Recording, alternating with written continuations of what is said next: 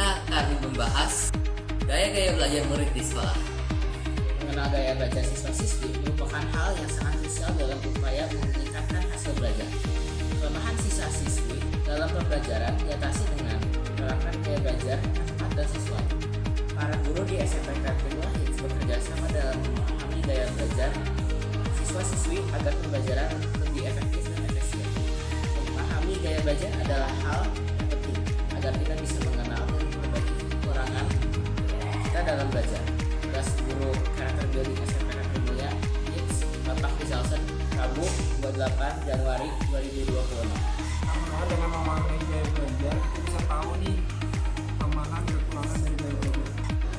Pendidikan merupakan aspek yang paling penting dalam membuat sumber daya manusia yang berkualitas.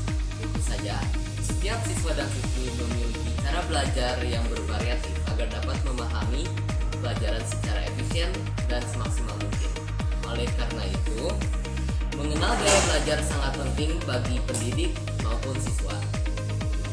Berdasarkan sumber digital, terdapat 6 tipe belajar siswa, yaitu kinestetik, bio, visual, global, menulis, dan analitik. Ciri-ciri tipe visual adalah siswa atau siswi lebih mudah memahami bahan pembelajaran lewat suatu gambar, foto, presentasi, dan media visual lain-lainnya. Ciri-ciri tipe auditorik berarti siswa atau siswi lebih mengerti pembelajaran dengan cara mendengar penjelasan guru, mengenal materi tersebut. Tipe kinestetik adalah murid-murid lebih memahami pembelajaran dengan cara mengandalkan gerakan fisik maupun aktivitas secara langsung.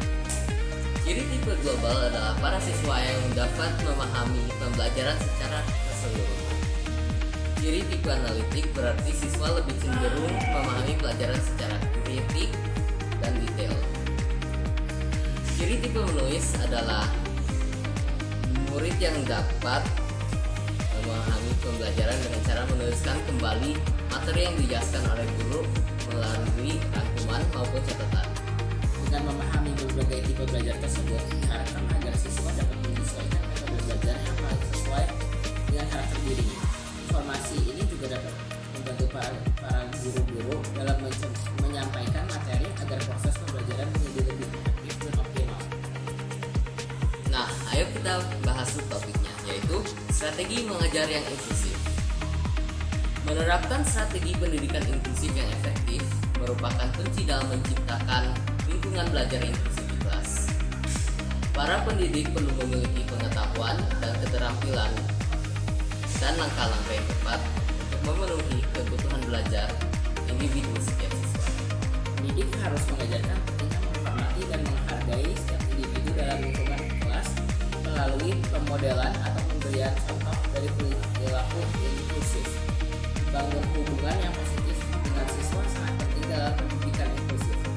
Pendidik harus mengenali kebutuhan dan potensi setiap siswa, serta membangun ikatan yang emosional yang kuat.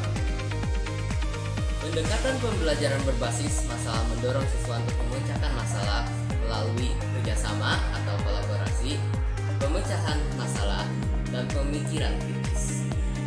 Pendekatan ini memberikan siswa kesempatan untuk berpartisipasi, berkontribusi, dan mengembangkan keterampilan dalam situasi kehidupan nyata. Menerapkan strategi pendidikan inklusif bukanlah tugas yang mudah, tetapi dengan komitmen, kerjasama, dan peningkatan pengetahuan dan keterampilan, pendidik dapat menciptakan lingkungan belajar yang inklusif dan mendukung perkembangan semua siswa. Sekian dari kami pamit undur diri. Terima kasih.